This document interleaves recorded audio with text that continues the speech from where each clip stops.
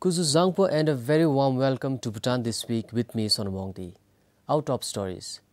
His Majesty the King and Her Majesty the Gelsin visited Shivalaya Mandir in Samsi, the Samsi College of Education and Samsi Lower Secondary School. A royal touch to the construction of the Training and Resource Center for Nuns in Thimphu, which is being built in a traditional way. And His Royal Highness Gesab Jigmedoju Wangchuk graced a local sechu at Saling village in Mongar. His Majesty the King and Her Majesty the Gelsin visited the Shivalaya Mandir in Samsi, the Samsi College of Education and Samsi Lower Secondary School during their Majesty's royal tour to the southern Dzongkhas. His Majesty inspected the construction of the Shivalaya Mandir. His Majesty commended the construction of the Mandir after the royal wedding as a gift to the community. The Mandir is constructed out of intricately carved pink sandstone from Rajasthan and it features marble statues of Lord Shiva. It is built around a sacred site where a small Mandir previously stood. It will be completed this year, coinciding with the 68th birth anniversary of His Majesty the Fourth Trukhelpo. Their Majesties in the morning met with the teachers and thousands of students of Samsi Lower Secondary School. Later in the afternoon, His Majesty the King visited Samsi College of Education, granting an audience to the trainee teachers and lecturers. During the royal tour, their Majesties also travelled to Phuentsholing and Kelifu. In Phuentsholing, His Majesty visited the Royal Institute of Governance and Strategic Studies and granted an audience to the participants of the ongoing 4th Senior Executive Leadership Programme. Their Majesties also visited Sonamgang Middle Secondary School and Phuentsholing Lower Secondary School in Phuentsholing, where His Majesty granted an audience to the students and teachers. In Gelifu, their Majesties visited Gelifu Lower Secondary School and Bhutan Hydropower Services Limited in Chimeling. Kampal for Sonam Phunso, Sherop Sangmo for BBS News. His Majesty the King, accompanied by Her Majesty the Gelsin, visited Gedu College of Business Studies. His Majesty granted an audience to the students and faculty of the college. While in Phuentsholing, His Majesty also visited Chumitang Middle Secondary School in Pasaka. His Majesty the King also met the Thomde officials, Desups, army and police officers in Phuentsholing. During the tour, His Majesty inspected the Samsi-Phuentsholing highway. The highway awaits a bridge over Amachu. Once complete, it will connect Samsi with the rest of the country. Her Majesty the Queen Mother Tsiring Yangden Wangchuk graced the earth ramming ceremony at the construction of the Training and Resource Center for Bhutanese nuns at Salumape in Thimphu. Her Majesty the Queen Mother is also the patron of Bhutan Nuns Foundation. Tashi Lebe marked the beginning of the earth ramming ceremony.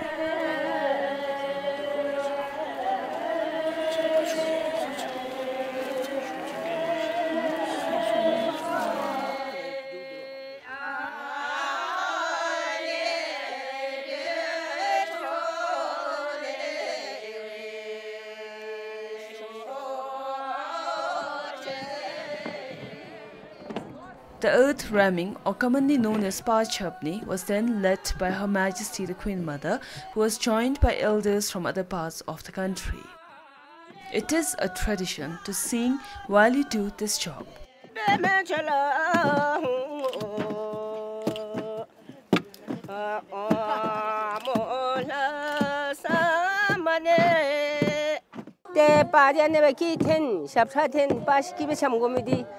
Manye, Padi, they ding the Bashaniki toilet. They do Titan drum carny toilet. Those are drumchi. They those are drumchi constitution. They keep my ten, Saprema machine. The omni, they party shabisu by drumchi method, they ding the Bashami subsessioni. On a bat, some water, Pamagate, and who I never chum the Bella, then a Janu chum. Guy no did now, Mila.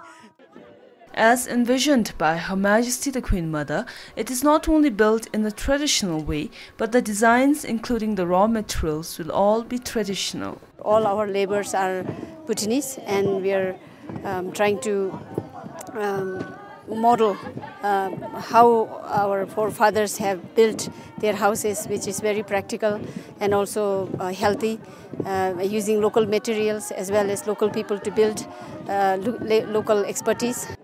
At the moment, this will be the residential area. Once the foundation receives more financial support, the construction of the main training center will begin. This had been Her Majesty's vision for several years, to create a space for the nuns throughout the country to come and receive trainings such as teacher training, health worker training, hospice, and also counseling training for the nuns. Once complete, this is how the center will look. Sharab Sangmo for BBS News. His Royal Highness Gesap Jigme Doji Wangchuk graced a local statue at Saling village in Mongar.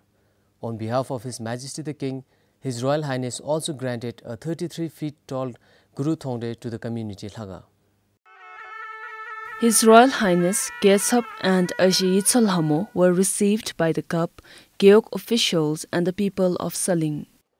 Then they were ushered to the Donga Yose Shalil Haga, a community Lhaga, and graced the consecration ceremony of the Guru Thongde.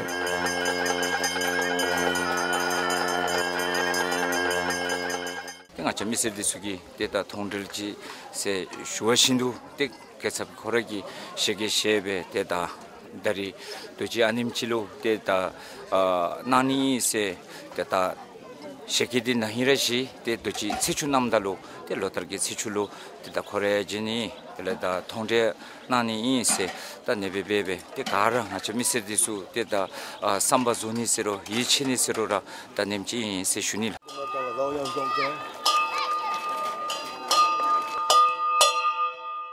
Various marked stances and entertainment programs were presented during the Seichu.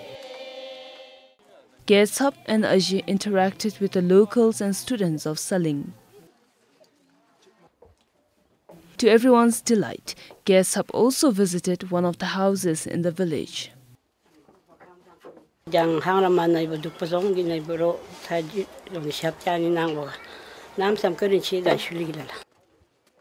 Later, Gesap and Aji took part in a traditional group dance.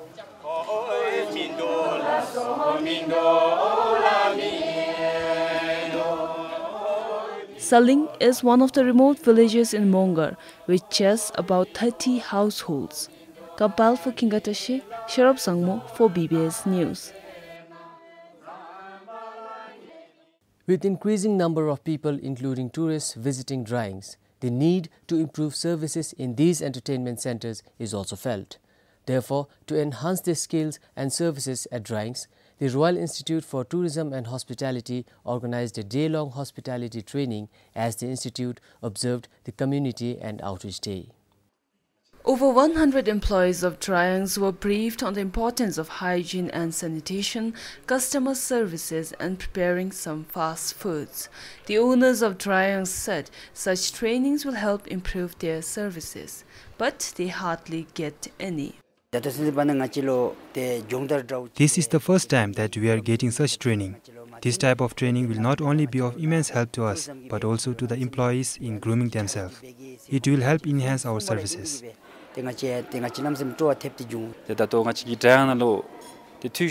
People from all walks of life visit our dryings, but we don't have catering skills.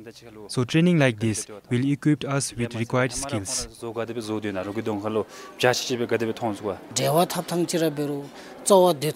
This training prepares us to provide better services to our customers, and this is what we need the most.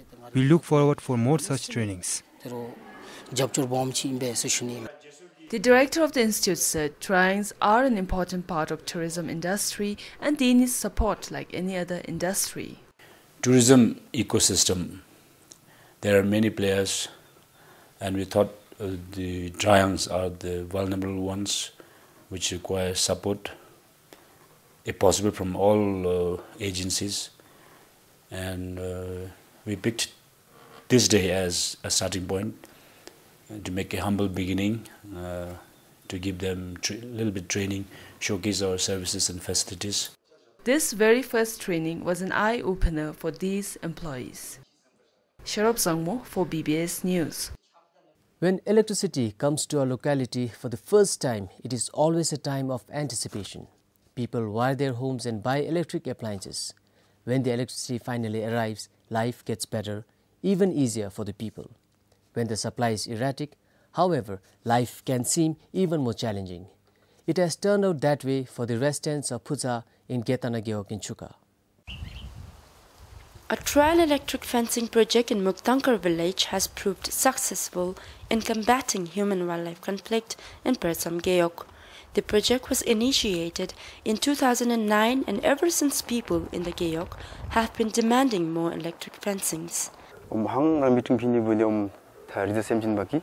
Whenever we meet the people are asking for the electric fencing since wild animals are attacking the crops before they can harvest it.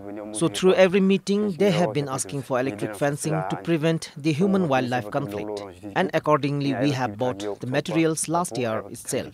But until recently, we didn't know that we have to seek approval for the electric fencing.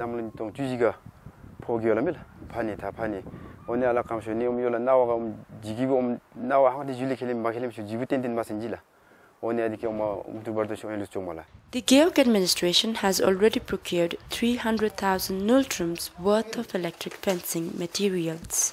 The materials were brought from its Geok development grant.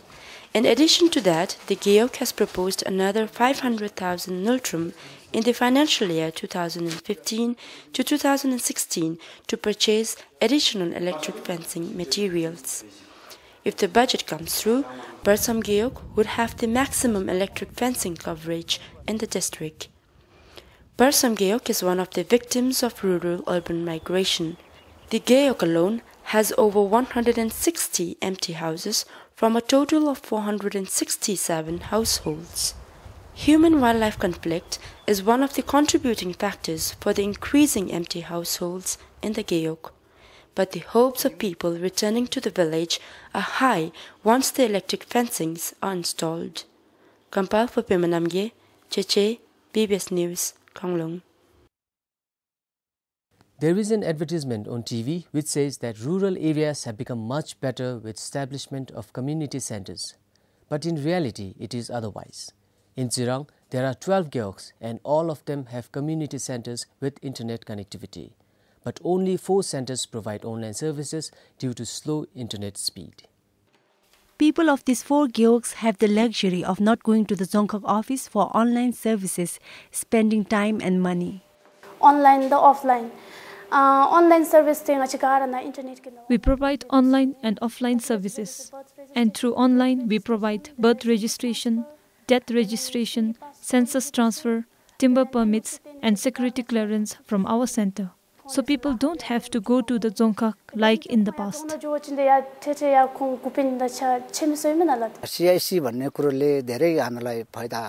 Community center has benefited us a lot. During the recent annual census, everything went well without any difficulty as we did online registration for our children from the community center, which is easier and faster. So now we don't have to go to Dzongkhag.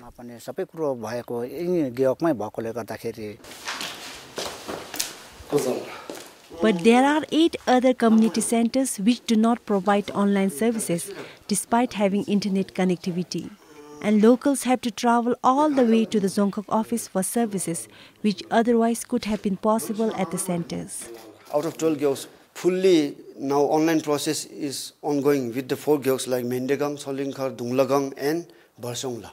Now with the remaining Geoks, they are the CC operator, basically I think is manager. They are trying to express their concern related to the technical problem and with the equipments. They are also telling me with regard to the internet facilities are very slow, which is one of the factors starting the process of like online process. I came here to meet civil registration officer for my child census. Though we have community center at our Geok, we don't get online services. So I came all the way from Geok center to Dzongkhag. If we had all necessary equipment at our community center, we can get the services in our Geok and we don't have to come here, which is problem for us.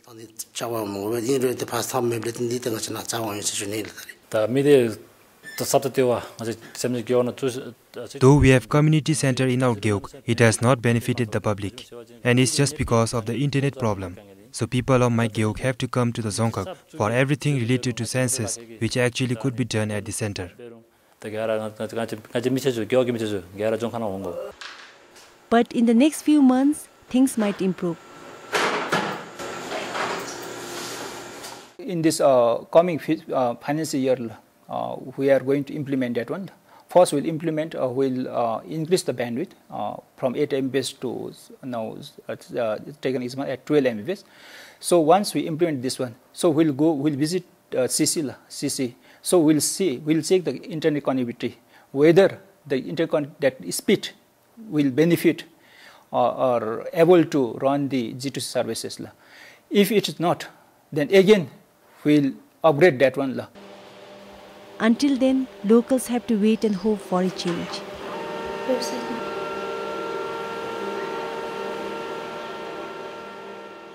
Compiled for Kenchusrang in Zirang, Sonam Hamo for BBS News. Spring is almost here, but winter for the residents of Thimphu is not yet over without a snowfall.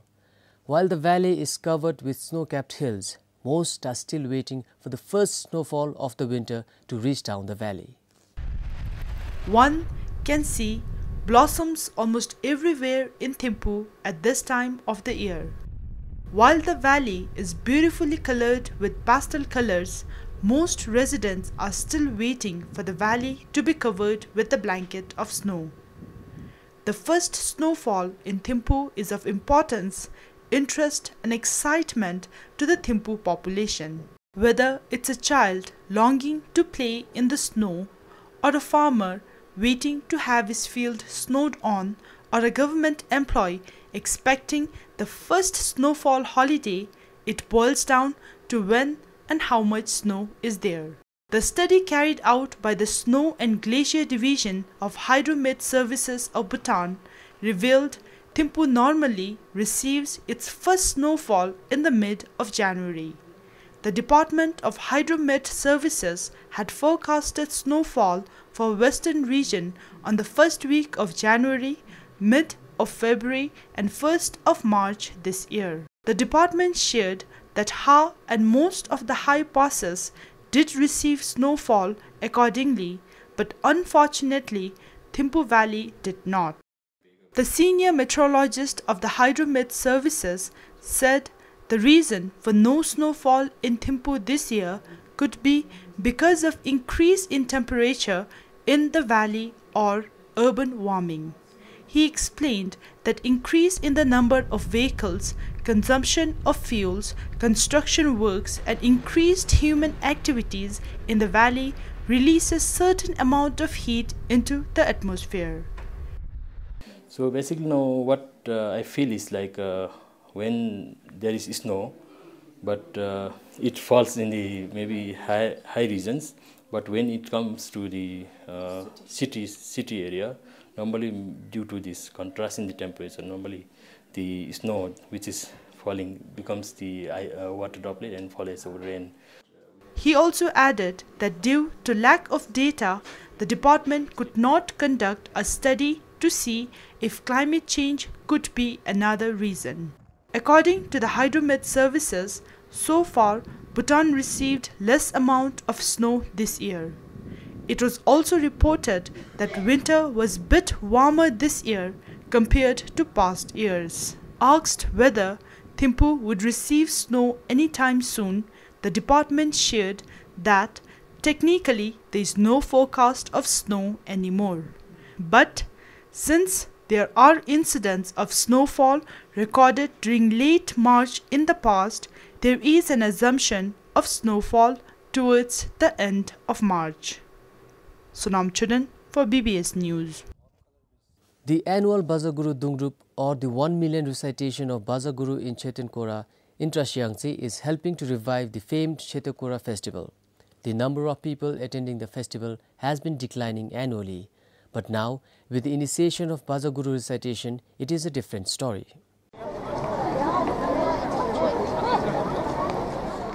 The Chetankora festival in Trasiangtse saw a record-breaking crowd of devotees this year. Usually, a few hundred people gathered during the festival. But this year, on the last day of the festival, popularly known as Namgangkora or the Dupakora, over 15,000 people were seen.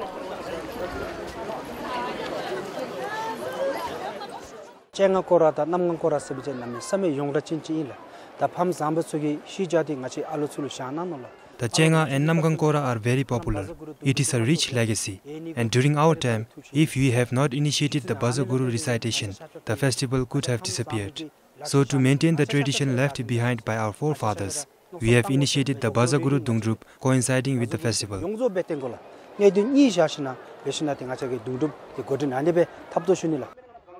Most of the people came to receive blessings from Gyalwa Dokampa, who presided over the recitation.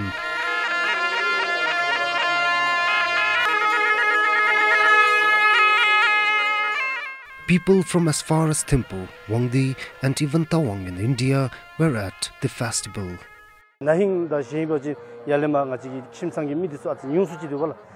In the past, there were less people coming from Tawang, but this year is more. So the reason is because they are here to receive blessing from Rinpoche and also to attend the festival.